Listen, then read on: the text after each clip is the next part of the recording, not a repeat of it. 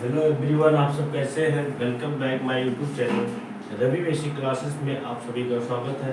जैसे कि मैं मनोहर रे से संख्या पद्धति में कुछ बेसिक बता चुका था, अब मैं उसके बारे में कुछ प्रश्नावली के बारे में बताऊंगा। प्रश्नावली 1A के बारे में देख लीजिए कि प्रश्नावली 1A का जो क्वेश्चन है किस तरह से लगेगा। प्रश्नावली 1A, इसमें पहला क्वेश्चन कह रहा है कि 20 और 40 के बीच समस्त धन पूर्णांक लिखिए। पहला क्वेश्चन कह रहा है कि 20 और 40 के बीच समस्त धन पूर्णांक लिखिए। 20 और 40 के बीच समस्त धन पूर्णांक लिखना। क्वेश्चन क्या है कि 20 और 40 के बीच समस्त धन पूर्णांक, समस्त सम धन पूर्णांक लिखना है। यहाँ सम रहेगा, समस्त सम धन पूर्णांक लिखिए। तो जैसे कि इसका देखिए सॉल्यूशन है, ध्यान दीजिए। पहले मैं आपको ये बताना चाहता हूँ कि 20 और 40 के बीच समस्त धन पूर्णांक क्या क्या है। तो 20 और 40 के बीच समस्त धन पूर्णांक, और ऐसे पूर्णांक लिखना है जो कि धनात्मक हो।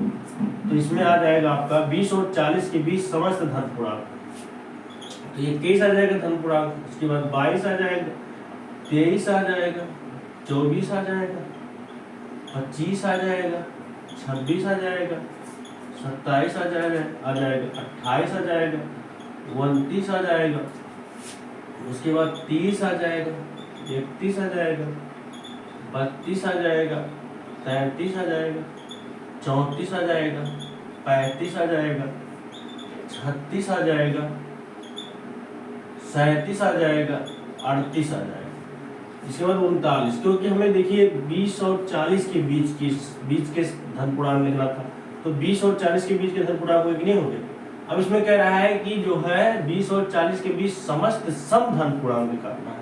इसी धन पूर्णांक में से हमें सम को छांटना है। सम मतलब वे संख्याएं जो 2 से कट जाती हैं उसे सम धन पूर्णांक कहते हैं, सम पूर्णांक कहते हैं।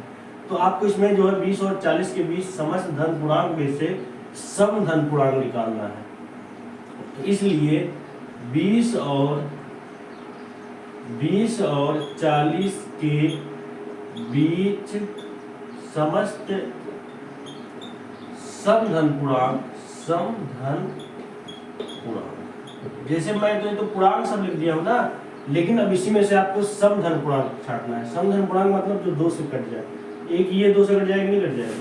इसके बाद ये 2 से कट जाएगा, नहीं कट जाएगा। देखिए जिस संख्या के अंत में 2 हो, 0 हो, 4 हो, 6 हो, 8 हो, वो सभी संख्याएं 2 से कट जाती हैं। तो इसके अंत में, इस संख्या के अंत में 2 आएगी नहीं, इसलिए 2 से कट जाएगी। 4 आएगी नहीं, 2 से कट जाएगी। और 6 भी आया इसलिए 2 से ही कट जाएगी। 8 आया 2 से कट जाएगी। 30, क्योंकि किसी संख्या के अंत में 0 आता है, अभी 2 से कट जाता है। 2 आया है, ये भी कट जाएगा। 4 आया है, ये भी कट जाएगा। 6 आया, ये भी कट जाएगा। 8 आया, ये भी कट जाएगा। मतलब ये सभी संख्याएं सम धन पूर्णांक है, क्योंकि इन सभी के अंत में 2 आ रहा है, 4 आ रहा है, जो कि 2 से कट जा रही है। सभी संख्याएं क्या हो रही है, कट जा रही है।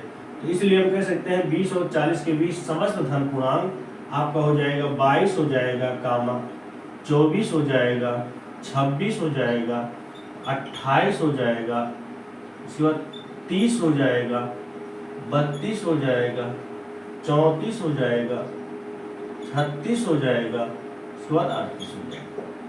तो हमें उम्मीद है कि आप सबको अच्छे समझ में आया होगा, क्योंकि इसमें से समस्त धन पूर्णांक, सम धन पूर्णांक निकाला था। तो मैं अब इसके बाद इसका दूसरा जो है क्वेश्चन बताना चाहता हूँ। आप सब स्क्रीनशॉट ले लीजिए।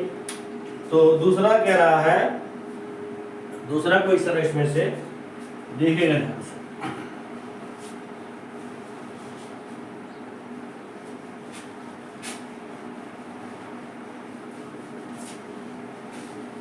दूसरा कह रहा है कि 1 से 10 तक अभाज्य धन पूर्णांक लिखिए। दूसरा क्वेश्चन है कि 1 से 10 तक अभाज्य धन पूर्णांक लिखिए। देखिए कह रहा है 1 से 10 तक अभाज्य धन पूर्णांक लिखना है।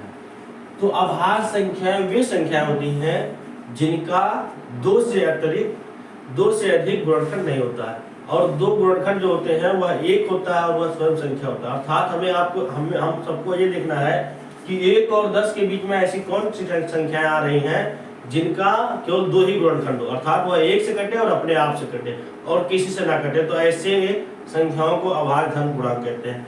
तो आपको मैं पहले लिख दे रहा हूं कि बताइए 1 से 10 तक कितनी धन पूर्णांक आ रही है।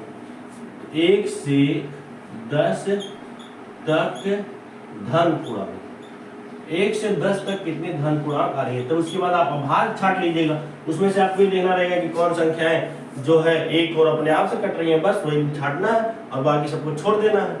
तो 1 से 10 तक धन पूर्णांक आपका हो जाएगा 1 से 10 तक, मतलब पूरा लेना है 1 2 3 सब।